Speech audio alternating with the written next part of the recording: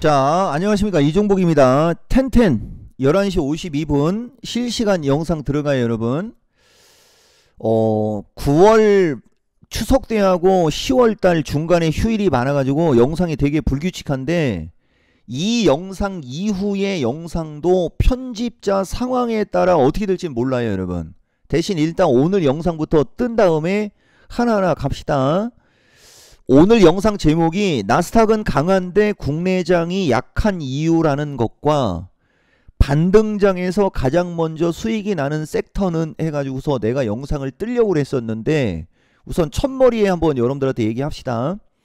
여러분들이 더 관심이 있는 거, 여러분들이 더 궁금한 게, 나스닥이 강한데 국내장 약한 이유가 궁금한 사람이 많다.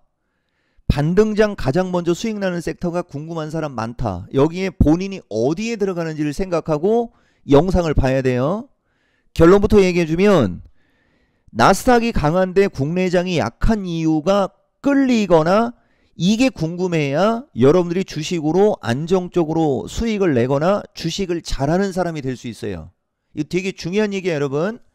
그래서 사람들은 반등장 가장 먼저 수익 나는 섹터에 관심이 있을 수는 있지만, 내가 요 얘기를 가지고 풀어주면서 4분기 두 번째 영상 들어가는 거예요, 여러분. 그리고 이종복의 매니아들이나 이런 사람들이 나중에 이제 뒷부분 잘 참고하면 돼요. 우선 이 얘기부터 해봅시다. 나스닥 강한데 국내장 약한 이유는 이미 최근 방송 두세 개 정도 하고, 그 다음에 금요일 방송에서도 이미 다 얘기가 됐어요. 근데 그거를 지금 다시 설명해봤자 똑같은 얘기가 되니까, 일단 나도 핵심적인 거 먼저 제목으로 얘기하고 갈게요, 여러분. 지난 미스터 마켓은 10월 4일 미스터 마켓이겠지. 지지난이라고 하면은 뭐 9월 27일이겠고, 이 말이 되게 중요하다는 얘기도 진짜 많이 합니다.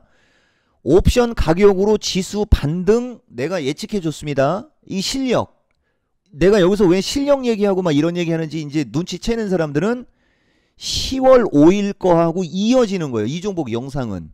지금 시장 핵심은 이것일 때, 여러분들한테 내가 피동형하고 능동형 얘기 많이 했죠, 여러분. 내 실력으로 되는 게 있고, 여기서 내 실력은 이종복 실력도 포함되지만 여러분들 실력이 더 중요한 겁니다. 본인의 실력으로 되는 게 있지만 본인의 실력으로 안 되는 게 있다라고 막 얘기했던 거하고 이어지는 건데, 오늘은 조금 더 좋은 얘기예요, 여러분. 자, 어쨌든 간에 요거는 한번 보여주고 가야 되겠다. 여기가 10월 4일이요.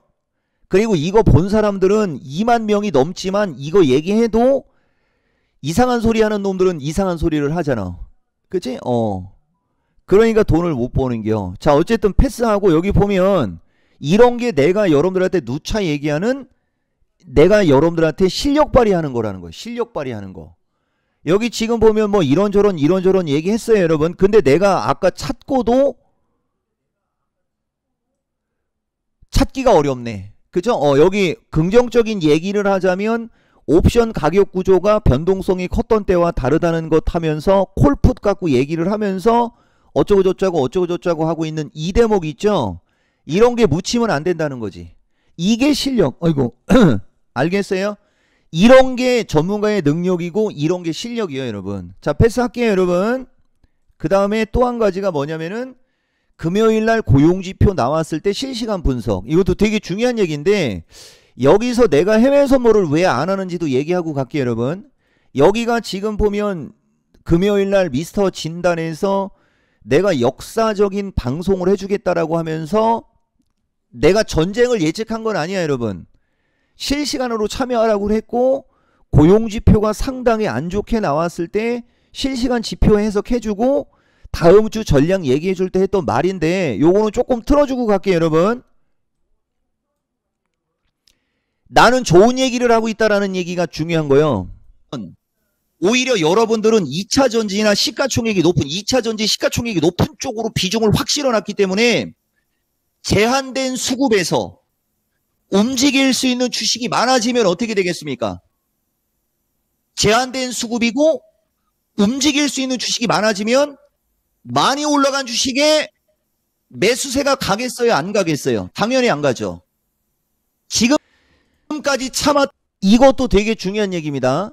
오늘 나스닥이 강한데 국내장이 약한 이후에 여기도 들어가는 거예요, 여러분. 이 대목도 들어가는 거라고. 그래서 틀어주는 거예요.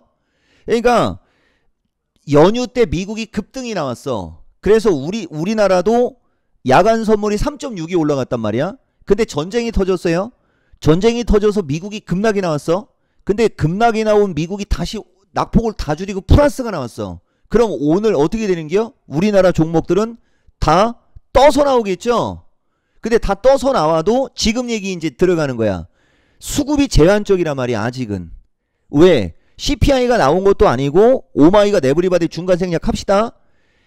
외국인이든 기관이든이 강한 매수세가 들어와야 되는데 쟤네들이 강한 매수세가 들어오지 않고 얘네들이 선별적으로 매수세가 유입이 되는 거잖아, 지금. 그리고 오늘 같은 경우는 기관들 거래소 매수는 거의 프로그램 매수일 가능성이 큽니다, 여러분.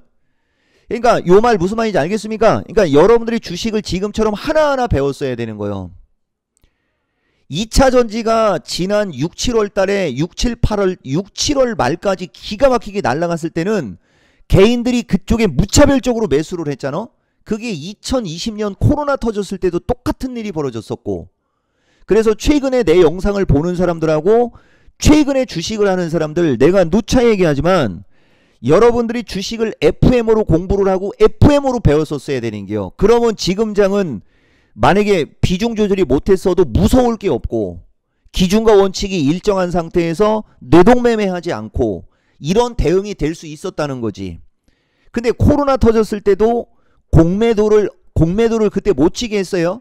개인들이 삼성전자, LG전자서부터 저 시가총액 상위 종목들에 무차별적으로 막 10조씩 들어오고 막 그럴 때 지수 폭등할 때 기관하고 외국인들 다 나락으로 갔고 걔들 그때 닭강통 찼습니다. 그때 증권회사 실직자가 제일 많이 나왔을 때였어. 아시겠어요? 이번 2분기 때도 마찬가지입니다. 2차 전지에 개인들의 매수세가 무차별적으로 들어왔기 때문에 기관하고 외국인 놈들 입장에서는 걔들 공매도 때려놓는 거고, 공매도 때려놓은 거 같고 지금 이제 수익이 나는 애들도 있고 아마 그럴 거예요. 근데 에코프로나 일부 주식은 아직도 나락으로 간 애들 되게 많습니다. 중요한 것은 제한된 수급으로 시장이 움직일 경우에서 이 얘기가 나가는 거예요.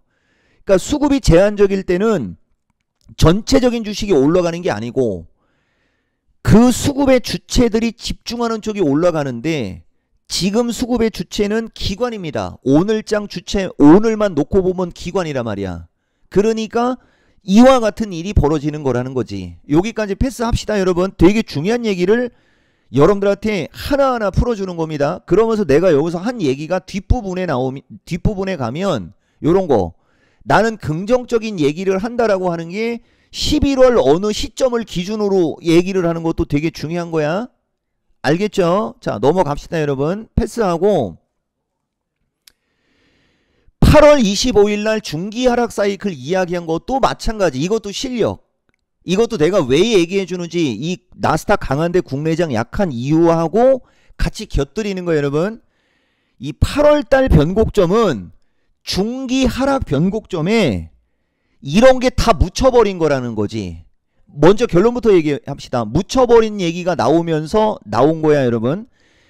내가 오늘도 장중에 그런 얘기를 했는데 4분기 전망에 앞서 그 다음에 4분기 전망해갖고 4번에 걸쳐서 방송을 한 게 쥐약이 돼버린 거예요, 나한테는.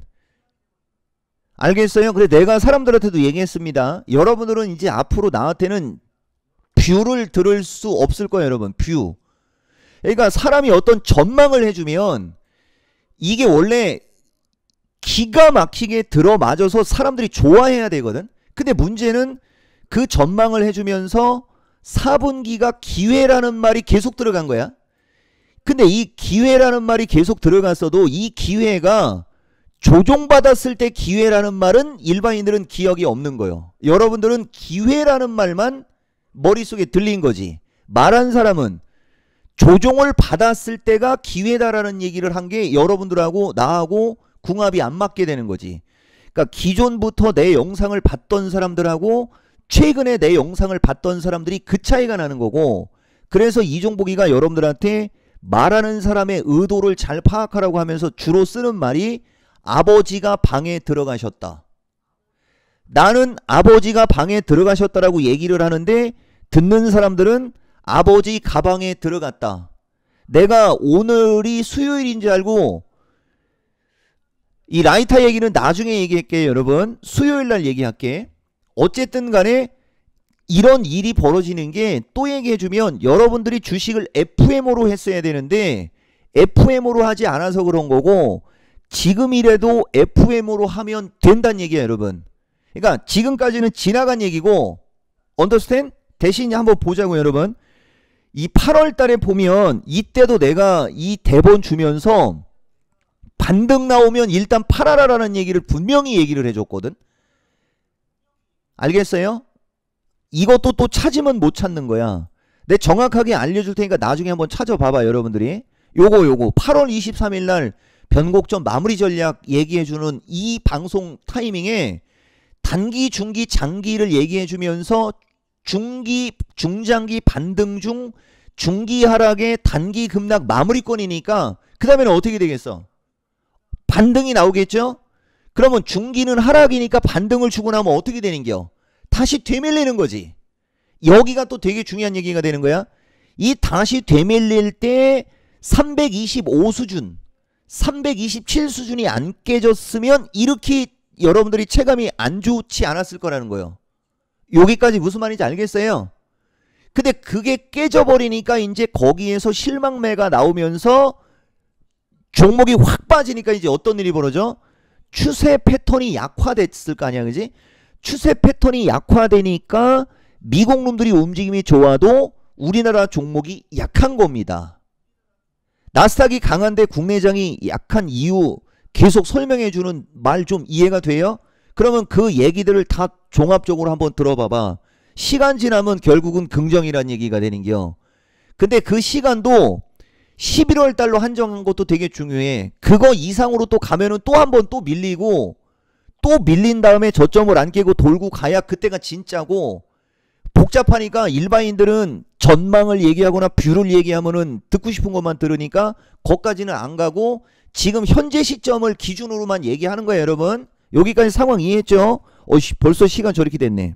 자 그래서 어쨌든 좌우당간 그렇고 중기 하락 변곡점 갖고 먼저 얘기합시다. 변곡점 얘기가 얼마나 무서운 얘기고 중요한 얘기길래 이런 얘기하는지를 꼭 참고하고 나중에 내가 시간 되고 여러분들이 진짜 공부가 필요할 때는 다시 처음부터 다 해줄 겁니다. 중기 하락 변곡점이 마무리가 되는 시점이 여기서 마무리가 됐었으면은 여러분들이 좋았을 거라는 거고 여기보다는 9에서 13에서 마무리가 되는 게 제일 좋았겠지. 그 다음에 17 플러스 마이너스에서 마무리가 됐으면 더 좋았겠지만 기본적으로 22에서 23에서 마무리가 됐었어야 주식을 몰빵하는 아줌마들이 고생을 안 하게 됐었을 거라는 거지. 여기까지 이해가 돼요? 근데 32에서 36도 있잖아. 알겠어요? 이거를 여러분들이 환율과 연계했었어야 되는 거예요. 환율과 연계했었어야 되는 거라는 거지. 자 여기까지 느낌 상황 이해했죠? 그러니까 여기하고 똑같은 타이밍 이제 여러분 여기하고 똑같은 타이밍이 다시 이쪽으로 갑시다. 바로 이겁니다. 아시겠습니까? 내가 10월 6일 미스터 진단에서 얘기한 게 이거야. 일자가 확 어떻게 됐어요 여러분? 일자가 확 줄어들었죠? 그리고 이거는 운대가리가 좋은 거고 이거는 실력은 아니야. 실거래일수로 하루 뒤부터일 수도 있다라고 했잖아. 봐봐. 보여요? 근데 나는 여기가 내가 예측한 거야. 여기가. 그리고 늦으면 이렇게 될 수 있는 거라는 거지. 여기서 여러분들이 제일 긍정으로 받아들이고 제일 좋아해야 될 얘기가 뭐냐. 아까는 중기 하락 마무리되는 시점을 최대 32에서 36까지 얘기했는데 여기서는 최대치가 9에서 11일 뒤라는 게 말귀를 못 알아듣는 사람들한테는 제일 좋은 얘기입니다. 더 이상은 안 돼. 이 얘기가 내가 지금까지 중요한 얘기는 쏙 빼놓고 회원가입하라는 뜻이냐 일반 놈아? 더 얘기해봤자 시간만 늘어지는 거고 똑같은 얘기가 반복되니까 여기서 끊어버린다는 거지. 자, 여기까지 얘기합시다. 자, 그 다음 또 갑시다. 내가 여러분들한테 실력으로 해줄 수 있는 건 진짜 다 퍼펙트입니다. 알겠어요? 근데 문제는 이 피동형의 외환 변수가 문제예요. 대신 여기서도 여러분들한테 긍정을 한번 내가 얘기해 볼게요. 내가 미국장 실시간으로 보면서 내가 공부하는 건데, 연준 부의장이 채권 가격, 채권 금리를 가지고 통화 정책에 대한 발언이 어제 새벽에도 나왔고 기존에도 그런 얘기가 나왔어요, 여러분. 물론 저 10년물 그 다음에 2년물 특히 10년물 채권이 지금 4점 후반 거의 5를 바라보려고 하고 막 그러잖아. 그러니까 저 채권도 여기서 조금 더 올라가 버리면 5대까지도 올라갈 수 있잖아. 지금 금리가 5.25, 5.5 수준까지 와 있고. 그러니까 추가적으로 금리 인상을 해봤자 한 번이고 공격적인 건 없어진 거지.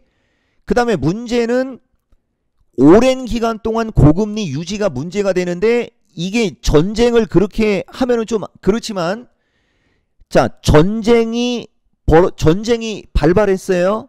그러면 물가가 급등할 게 뻔하고, 그러면 인플레이션 맞죠, 여러분? 근데 이게 이런 식으로 우리가 전쟁을 지금처럼 쉽게 얘기하고 쉽게 생각하고 얘기하는 건 아니야. 그 전쟁과 주식시장의 관계 때문에 얘기해 주는 거야.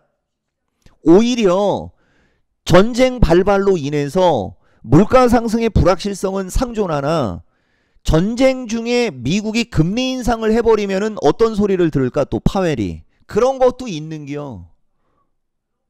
무슨 말인지 알겠어요? 그리고 우크라이나하고 러시아 전쟁처럼 장기간 지속되지 않고 그 다음에 중동 문제로 퍼지지만 않으면 오히려 그게 어이없게 주식시장에 호재로 작용하는 불상사가 벌어지는 그런 거. 여러분, 지난 9월 달인가에 셧다운도 내가 여러분들한테 실시간 공개방송할 때도 얘기한 적이 있었지. 오히려 셧다운으로 인해 셧다운이 발생되면 오히려 그걸로 인해서 긴축이 줄어들 수 있다는 얘기도 내가 한 적이 있었지. 셧다운인데 뭘 해? 같은 거야, 여러분. 다만 지금처럼 이렇게 여러가지 변동성 요인이 나오지 않습니까? 이렇게 변동성 요인이 나오는데 이거 딱 하나만 갖고 얘기해 줄게. 자, 어쨌든 나스닥 강한데 국내장 약한 이유와 그 이유 플러스 하나 더 보통 수준을 넘어서 한 단계 업그레이드 된 얘기를 한 거야. 이런 전체적인 걸 가지고 시장 대응을 하라는 거지. 이게 무조건적인 강세 전략과 무조건적인 좋은 얘기를 한 거 아니야. 아시겠어요? 불안하고 공포스럽고 무섭고가 누거지고 완화되거나 하방으로의 맷집이 되게 세단 얘기를 하는 거야. 자, 그러면 여러분들 방구 자주 꾸면 똥 싼다는 얘기 알지? 하방으로의 맷집이 되게 센 상태에서 악재가 계속 나오는 게 오히려 주식하는 사람들 입장에서는 나중을 생각하면 긍정이 되는 거지. 더 나중은 부정이지만 일반인들은 지금 한두 달 먹고 살기 힘들거나 한두 달 뒤에 죽을지 모르는 사람들이 태반일 거 아니야, 그지? 그 상황은 좋은 쪽으로 나는 얘기한 게 맞는 거예요, 여러분. 그리고 마지막으로 이 얘기 하나만 해줄게. 잘 봐봐. 우리는 증권 전문가고 주식 전문가이기 때문에 지금도 보면 장이 밀리고 종목들이 흘러내려도 저점 매수 기회다라는 얘기를 하잖아. 내가 파생 전문가였으면은 밀림은 기회다라고 하는 타이밍에 무조건 매도 치라는 건 알지. 근데 하나만 얘기해 봅시다. 여러분들이 선물 매도 쳤다라고 봐. 그러니까 이 선물 매도 친 게 어떤 의미인지 또 사람들 모를 수도 있잖아. 여러분들은 지수가 하락을 하면 팔자를 고치는 거야. 여기 주식하는 사람들 잘 들어보세요. 지수가 이렇게 하락을 할 때 팔자를 고치는 포지션을 갖고 있는 거야. 그리고 주식하는 사람들은 이렇게 종목이 하락을 하면 인생 나락으로 가는 거지. 자, 파생을 갖고 있다고 칩시다. 여러분들이 파생을 갖고 있을 때 지금 보면 고용도 엄청나게 높게 나왔어. 그리고 해외 시장 되게 불안해. 그죠? 거기에 전쟁까지 터졌어. 아시겠어요? 근데 나스닥이 안 밀려. 과연 여러분들이 선물 매도를 넉넉하게 쳤다라고 생각하지 말고, 넉넉하게 쳤다라고 하면 좀 그러니까 여러분들이 선물 매도를 이게 또 없어졌네. 그래서 내가 얘기했잖아. 파생을 하지 않더라도 파생을 알아야 된다고. 자, 주식에 물려있는 사람 기준하고 선물을 여기서 매도 친 사람들로 얘기합시다. 여기서 매도 친 사람들로 얘기할게. 주식 꼭대기에서 물린 사람들하고 같은 거거든. 누가 더 불안할까? 한번 생각해봐. 100% 여기서 선물 매도 친 애들이야. 아시겠어요? 얘들 깡통차게 하고 밀려도 밀리게 된다니까. 그러니까 지금은 이렇게 생각하면 되는 거예요. 여러분들이 주식을 너무 높게 샀고 너무 많이 사버린 거예요. 그래서 후달린 거지. 그 변동성을 이겨내지를 못하는 거야. 만약에 여러분들이 지금 주식을, 여러분들이 1억이 있는데 주식을 2천만원 3천만원 밖에 안 샀다고 쳐봐봐. 여러분들한테는 1억이 있고 주식이 3천만원어치 밖에 없어. 아직 7천만원이 더 남았어. 장 더 빠지기를 바라지 않을까? 여러분들이 여러분들이 계좌에 1억 밖에 없는데 1억을 다 샀거나 2억 5천만원어치 주식을 사서 물려있기 때문에 이걸 못 버텨내는 거라는 거지. 이게 되게 중요한 얘기예요. 오히려 파생하는 애들이 더 불안할 겁니다. 왠지 알려줄게. 보면 선물이 345 플러스 마이너스 정도, 최고점은 352지만 꼭대기에서 매도 쳤다라고 보긴 좀 그러니까 345 플러스 마이너스 정도에 매도 쳤다 봅시다. 320까지밖에 안 빠진겨. 10%도 안 빠진겨. 지금 미국 시장의 분위기와 업종 대표주나 대형주, 삼성, SDI, LG화학, LG이노베이션 등의 흐름으로 놓고 보면 종합은 벌써 300을 깨고 내려갔어야 되는 거예요. 아시겠어요? 근데 320도 안 깨지고 있다라는 거지. 왜 그럴까를 생각해 보면 되는 거고, 오히려 선물 매도 친 애들은 진짜 2023년도에는 돈을 못 버는 장인 겁니다. 주식 비중 많이 실어놓고 고생하는 사람들 멘탈 잡으라고 얘기해 준 거예요. 여러분들한테. 알겠어요? 지금 시장, 해외 시장 강한데 국내장 약한 이유를 전체적으로 설명해 주면서 실력 발휘로 할 수 있는 건 퍼펙트하게 해준다. 다만 외환 변수는 여러분들이 잘 체크를 계속 해야 되는데 그 외환 변수도 긍정의 시그널은 보였다. 요 얘기 한 거고, 마지막에 우리 아들내미가 이제 다시 본업으로 갑니다. 대신 이제 졸업반이라 이제 졸업하면 좀 시간은 많아지지만 어쨌든 이번 주는 영상이 기존대로 이게 화요일, 그 다음에 목요일, 금요일 이렇게 올라가기가 쉽지가 않고, 여러분 나도 보면 여기 손가락이 좀 그렇죠. 나도 채팅이 원활하지도 않고 막 그래가지고 실시간 스트리밍도 자주 못하고 그러는 상황이 발생되고 있는 거예요. 연휴도 되게 많았고. 어쨌든 우리 아들내미가 이제 간 다음에 자리를 잡으면 영상도 기존처럼 규칙적으로 올라갈 거예요, 여러분. 그리고 이번에는 손흥민 축구 안 하잖아. 올림픽, 아시안 게임도 끝났고. 이제 이번에는 영상이 자주 못 올라가도 스트리밍은 한두 번은 더 할 수 있습니다, 여러분. 알겠죠? 요거까지 참고하고, 어쨌든 내가 여러분들한테 얘기해 주는 걸 강세 전략으로는 보지 말고 긍정적인 마인드 앤드 이제 시간이 지나면 또 어느 정도 종목들 올라가고 하면서 낙폭 축소되는 거고, 또 올라갈 주식은 올라가고, 시간 너무 오래됐는데 그래도 한두 얘기는 합시다. 지금 움직임 제일 좋은 쪽은 어쨌든 좌우당간 제약주하고 좀 그런 쪽이 움직임 제일 좋고, 한미약품 오늘 또 날라갑니다. 분명히. 그죠? 그 다음에 지난주 금요일날 누군가가 코리아 서킷도 물어봤을 때도 덕산테코가 더 긍정적이라는 얘기 해줬고 하면서 어떤 기술적인 특징이 있거나 이렇게, 이 보면 덕산이는 지금 21선을 누였잖아. 봐봐. 이게 차이가 나는 거야. 이게 이런 공부가 되어 있어야 되는데 어쨌든 이런 것까지 지금서부터 다 하려고 하면 안 되니까 하나하나 풀어가세요라는 얘기만 여러분들한테 늦게요, 여러분. 알겠죠? 그리고 내가 정확하게 예측하는 타이밍은 5일 정도 뒤가 내가 예측하는 타이밍인데 하루는 빨리 나온 거예요. 하루는. 아시겠어요? 요런 것도 알면서 전체적으로 4분기 그림을 계속 가이드라인을 잡아라. 여러분들한테 요 얘기 한 겁니다. 아씨, 야간 강연 방송 또 타이밍을 못 잡았네. 그건 다음에 하나 뜨면 되니까. 자, 어쨌든 여러분, 지금은 시장을 정확히 파악하고 여러분들이 비중 조절만 조금만 신경 쓰면 되는 구간인 거예요. 아시겠어요, 여러분? 나머지는 시간이 필요한 거예요, 여러분. 자, 시간 되는 대로 하나하나 이제 영상 올라갈 거니까 잘 참고하세요, 여러분. 마치겠습니다.